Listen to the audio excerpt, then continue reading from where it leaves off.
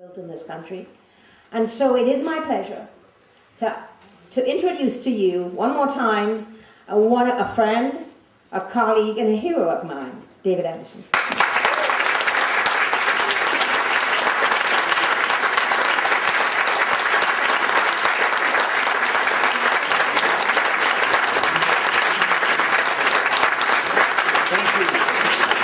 Thank you very much. It's extremely kind. I've heard such nice things that all I can say is it's going to be all downhill from here.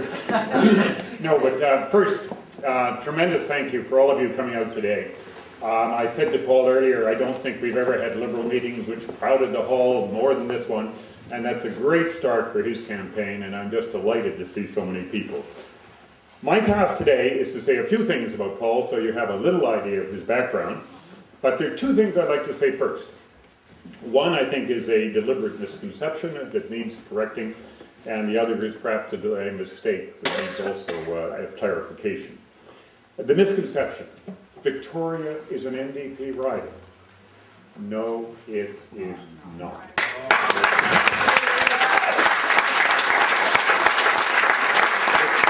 Victoria elected, I'll go back not too far, but it elected a Liberal in David Ruse in the early 60s. By the way, Hillary, his daughter, is here today. And after he left politics in 72, it elected a Conservative. The Conservative, Mr. McKinnon, was the member for some 16 years. And then it elected John Gruen, who was the member for, I believe, 4 years. And then it elected me for the next 13, a Liberal again for 13. And in the last 6, it has had an NDP member, Denis Savoy. So if you add up the years, both Conservatives and Liberals in recent history are well ahead of the NDP. And if you go back further, it goes back only to Liberals and Conservatives, so it's even more overwhelmingly non-NDP. This is not a traditional NDP riding. It's a riding where every party has the opportunity of doing well if they have the right candidates, the right policies, a good campaign. And that we must remember. We are just as likely to win this seat as anybody else on the historical record, and with our candidate, I think we have a much better chance than the other parties.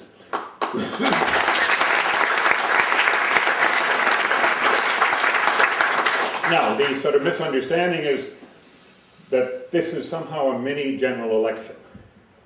A by-election is not a mini general election.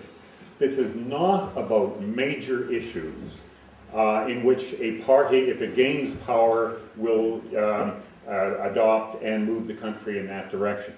This election will not alter the numbers in the House of Commons when it comes to the government in terms of a majority, or the opposition in terms of its numbers there. Yes, there will be a change in the column. Yes, there will be a night of bragging about winning, but fundamentally it doesn't change the dynamics of the House of Commons. So, why is that important?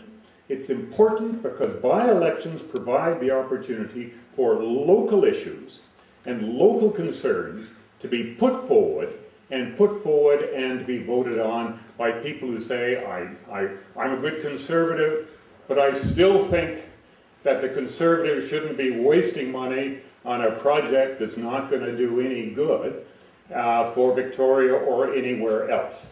And if you're a good NDPer, you may say the same thing, and both those people are prospective voters for Paul Summerville.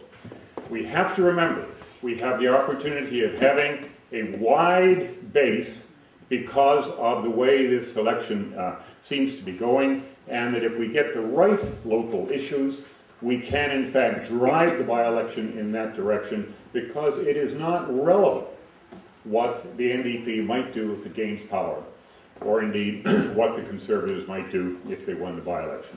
What is important is that something can happen here, and we can send a message here to Ottawa with the election of Paul Summerville about our desire to have our tax monies be spent so that there is genuine benefit for the people of this area as well as for the country as a whole.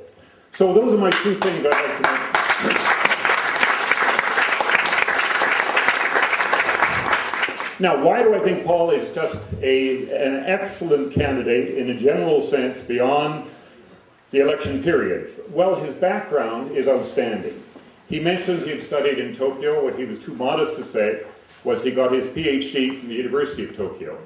But he managed at the same time to take a year of that degree at the University of Geneva, a year at the Hebrew University in Jerusalem, and also, I better put on my glasses in case I get the universities wrong, the University of Alberta. So in fact, he has a wide background and international knowledge in the area of his expertise, professional expertise, which is international finance. He went on to work in Asia, a particularly important area for Canadians to understand, and the financial area, business area, is of course a very particularly important area of Asia for us to understand well.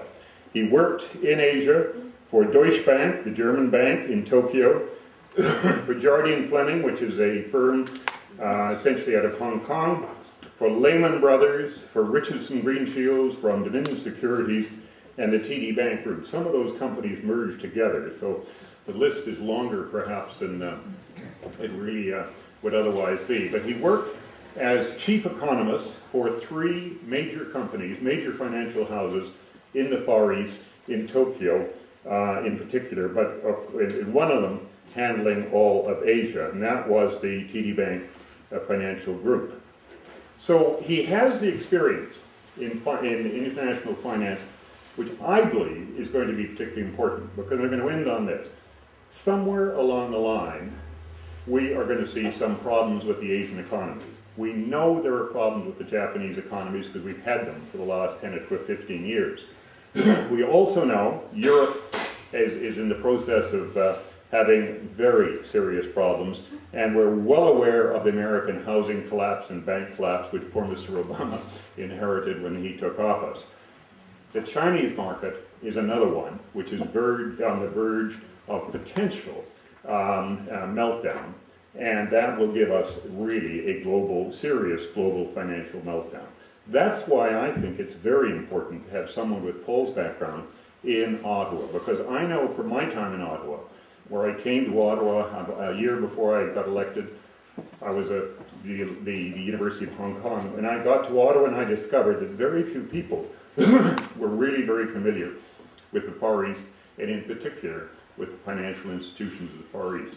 Paul can play a very big role in making sure that Canada steers clear of the obstacles and gets through a difficult period which is coming in a manner which will be to our benefit rather than to our detriment.